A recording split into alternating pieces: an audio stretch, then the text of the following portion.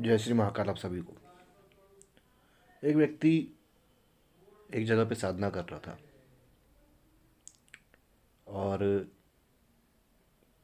उसके दरवाजे पर किसी ने दस्तक दी। टक टक टक करके 2-3 बार दस्तक दी। उस व्यक्ति ने गेट खोला, उसको कोई नहीं मिला। उसने ये बात अपने गुरु को बताई। उसके गुरु ने क्या बोला कि वो शक्ति आई थी, तुम्हारा दरवाज़ा पीट रही थी, तुमने दरवाज़ा ही नहीं खोला, नहीं तो तुमको सिद्धि मिल जाती। अब ट्विस्ट ऑफ द स्टोरी ये है कि उसका वो गुरु मेरा जानने वाला व्यक्ति है और ये कहानी मुझे उसी ने सुनाई थी।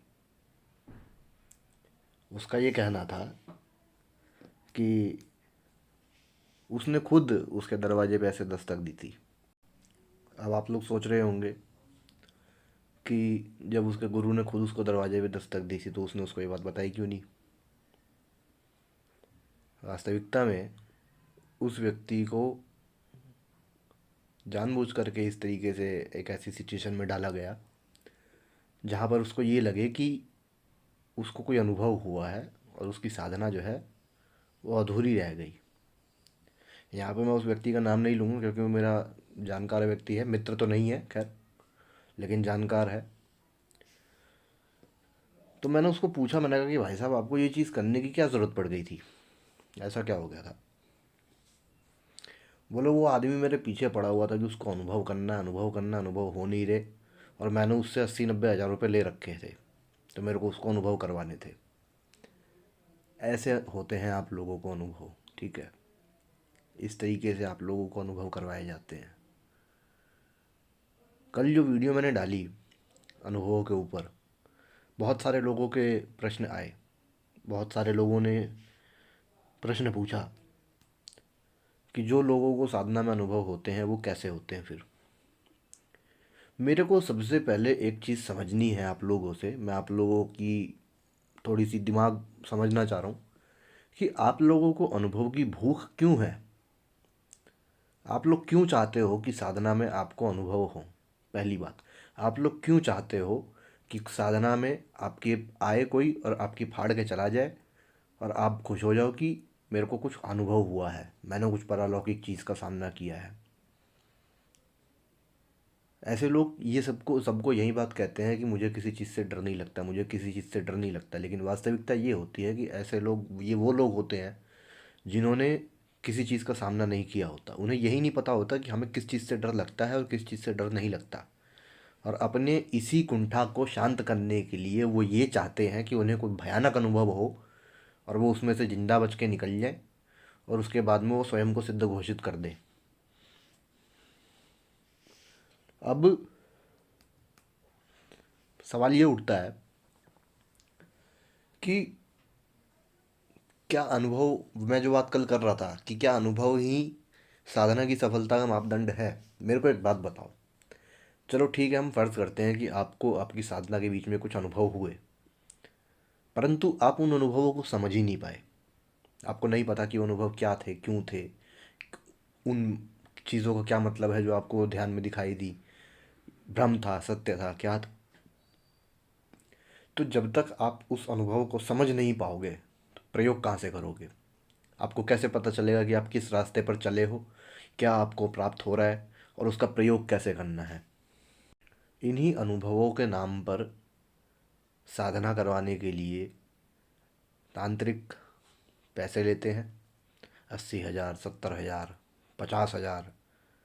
बगलामुखी साधना, धूमावती साधना, छिन्नमस्ता साधना, कुछ उग्र साधनाओं के नाम गिनवा दो, कुछ अंधेरे कोने में बिठा कर उस बंदे को थोड़ी सी विकृत किए हुए मंत्र दे दो, और उस बीच में अगर उस व्यक्ति को पसीना भी आ जाए तो वो व्यक्ति ये मान के बैठ जाता है कि मुझे अनुभव हुआ है कि मुझे पसीना आ रहा है, ठीक है, ये अनुभव है उसके लिए।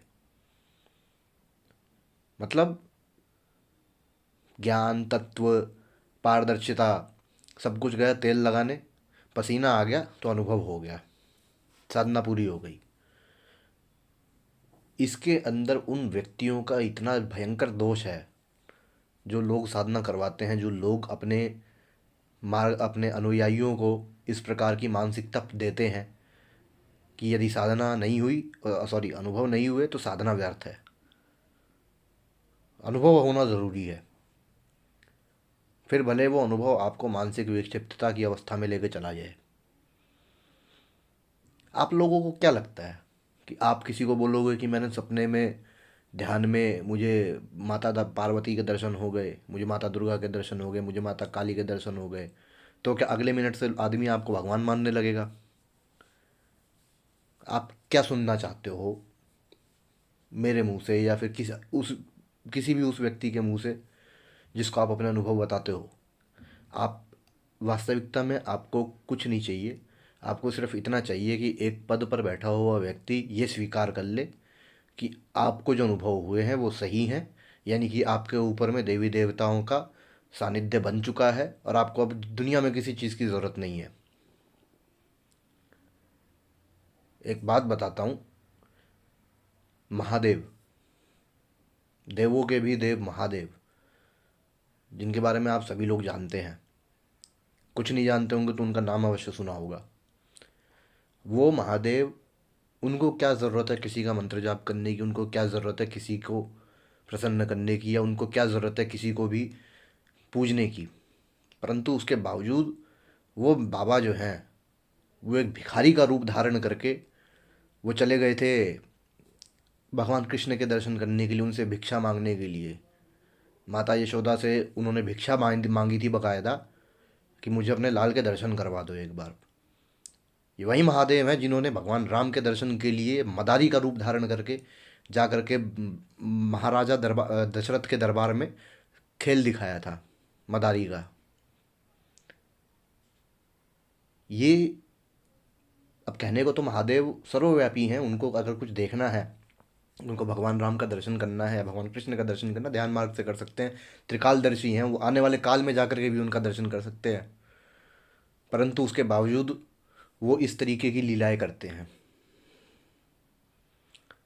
यहाँ पे क्या सूचक है? यहाँ पे सूचक यही है कि यदि आपको ईश्वर को प्राप्त करना है तो आपको भिक्षुक बनना पड़ेगा, भिखारी बनना पड़ेगा, आपको मांगना पड़ेगा। आप भगवान की इच्छा के बिना उनका दर्शन नहीं कर सकते। तो फिर आप कैसे ये चीज़ सोच सकते हो कि आप पैसे दे करके सिद्धि प्राप्त कर लोगे? यहाँ पे क्या, यहाँ पे सुपरमार्केट में सिद्धियाँ बट रही हैं क्या? कि जैसे आप लोग सुपरमार्केट में जाते हो, पैसे दिए, कोई सामान पसंद है वो सामान ले लिया, उसी तरीके से आदमी आज की डेट में सिद्धियों का उसने वही हाल कर रखा है कि तुमको कौन सी सिद्धि पसंद है। अभी कुछ दिन पहले उज्जैन में मैंने पोस्टर देखे थे कि ये भैरव हवन करवा रहे हैं और ये करवा रहे हैं वो करवा रहे हैं। जब उस नंबर पर कॉल कर कर डिटेल ली गई तो पता चला कि यक्षिणी साधना के 31,000 रुपये, कर्ण पिशाचनी साधना के 51,000 रुपये, भैरव दीक्षा के 2 लाख रुपये, बगलामुखी दीक्षा के 2 लाख रुपये। मतलब कि प्रॉपर सिद्धियों का, और ये भी बकायदा वादा किया हुआ है कि आपको सिद्धि मिलेगी 5 मिनट के अंदर।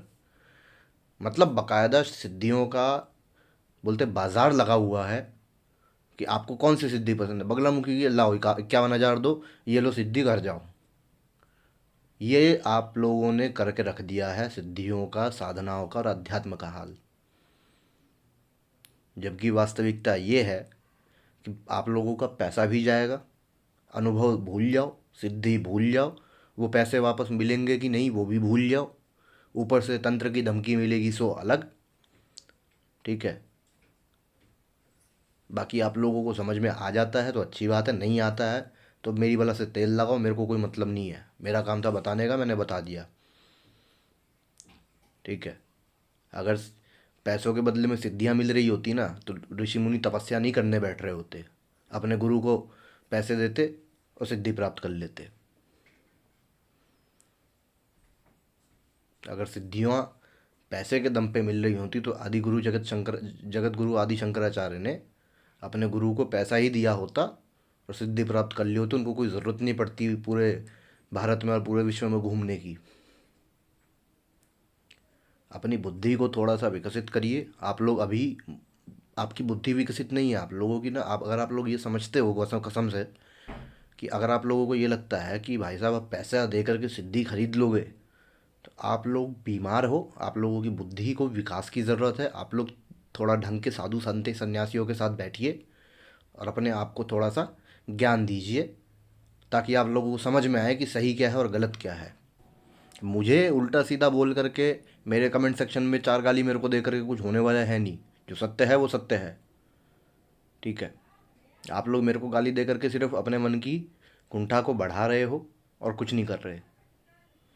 क्योंकि मेरे को कोई फ़र्क नहीं पड़ता, लिटरली मेरे को कोई फ़र्क नहीं पड़ता कि आप लोग क्या बोल रहे हो कमेंट में, अच्छा बोल रहे हो बुरा बोल रहे हो, मेरे को वो देखने का भी समय नहीं मिलता।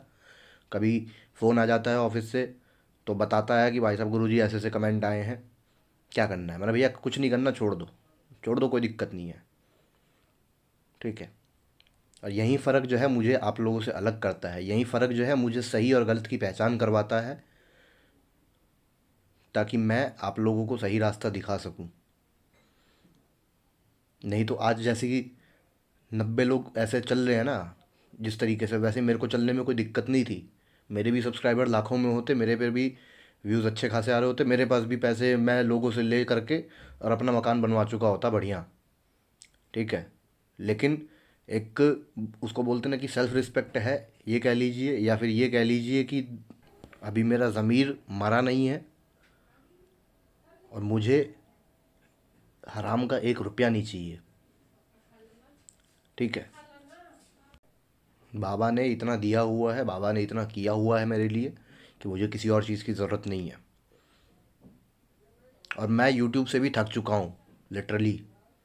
मेरा मन नहीं करता यूट्यूब पे वीडियो डालने का, साधना देने का, ज्ञान देने का, कुछ भी करने का। आप लोग देख ही रहे होंगे वीडियोस की फ्रिक्वेंसी कितनी कम हो चुकी है। मैं आखिरी वीडियो उठा के देख लीजिएगा मेरी कि मैंने आखिरी साधना कब दी थी। नहीं देता मैं साधना है, क्यों दूँ भाई। जितना मैंने अपने चैनल पे दिया हुआ है, आप यूट्यूब के सारे चैनल मिला करके वो देख लीजिएगा कि वो कंटेंट किसी भी और चैनल पर आपको मिल जाए तो बात रहेगी। परंतु आदमी को उस चीज़ की कीमत नहीं है, और जब कीमत नहीं है तो मेरे को भी कोई ज़रूरत नहीं है कि मैं फालतू में अपना समय यहाँ पर व्यर्थ करूँ। कोई भी दूसरा बंदा उठ के आता है, वीडियो कॉपी कर लेता है, ऐसी तैसी गई क्रेडिबिलिटी, ऐसी तैसी गई फेस वैल्यू, सब कुछ वहीं के वहीं ख़त्म। तो यही बात है। बाकी आप लोग पड़े रहिए अनुभव के पीछे। ऐसे ही जैसे मैंने अभी शुरू शुरू में वो कहानी सुनाई थी ना, जो गुरुजी गेट पे दरवाजे टकटका के जाते हैं, उसी तरीके से लोग आपको साधना के अनुभव करवा देंगे, पैसे ले करके आप अनुभव करके मौज लीजिए, ठीक है। परंतु यदि आपके अंदर थोड़ा सा भी बुद्धि विवेक अगर शेष बचा है तो मेरी बातों पर गौर करिएगा, ठीक है। जय श्री महाकाल आप सभी लोगों को।